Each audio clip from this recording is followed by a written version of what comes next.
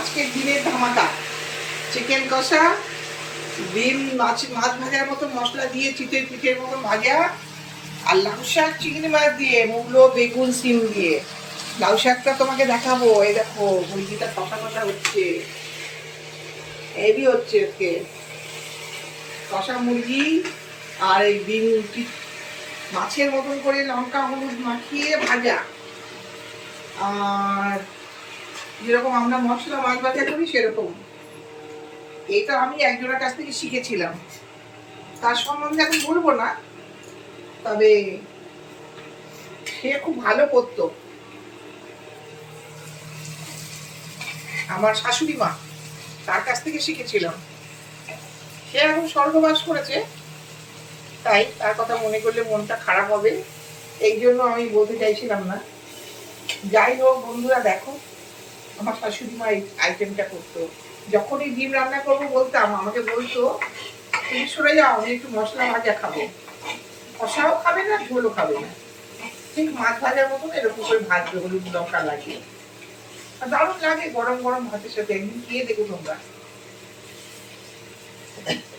হলুদ লঙ্কা মাখিয়ে, একটু নুন মাখিয়ে, একটু লঙ্কা বেশি করে দিয়ে বেশ ঝাল ঝাল করে একটু করে একদিন খেয়ে দেখবে তোমরা, যা লাগবে না। টক ডালের সাথে খাবো আজকে। আর এই লাউ শাকটা একটু দেখে নাও বন্ধুরা, আমি লাউ শাকটা চিংড়ি মাছ দিয়ে, মূলো বেগুন আলু সবকিছু দিয়ে মাখা মাখা করে করেছি।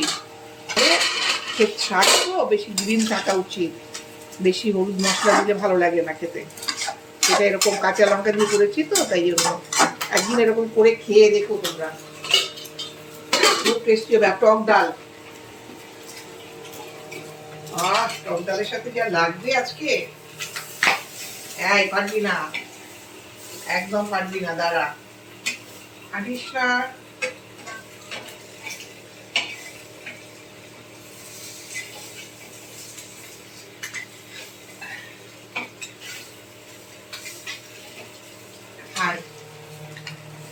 ওই দেখো ফুলে ফুলে উঠবে এবার মশলাটা সব। দিতে হবে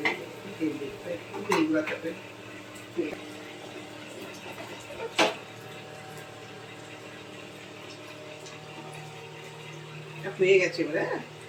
এটা এখন বন্ধ করে রাখতে হবে, যখন খাবো সেই সময় আবার একটু গরম করতে হবে। মাংসটা হয়ে জল দিতে হবে।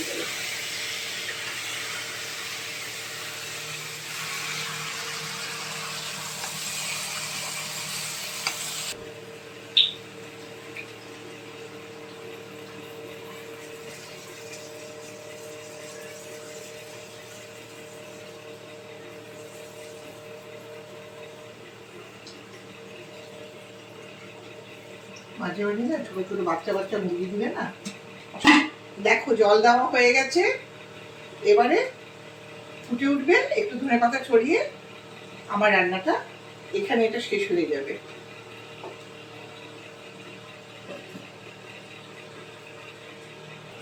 এটা এবারে একটু ফুটবে 2-3 মিনিট, 5 মিনিটে নামিয়ে দেবো। মাংস সিদ্ধ হয়ে গেছে। তোমাদের যদি আমার রান্না এসব ভালো লাগে তা আমাকে একটু লাইক করে দিও, একটু শেয়ার করে দিও। আমি নতুন লোক, কমেন্ট করো ভালো ভালো, তাহলে আমার খুব আনন্দ হবে। তখন তোমাদেরকে আমি আবার ভালো ভালো রান্না করা, মানে যেরকম পারি সেটা শেখাবো, দেখাবো তোমাদেরকে। ওকে, টাটা বাই, ভালো থেকো সবাই।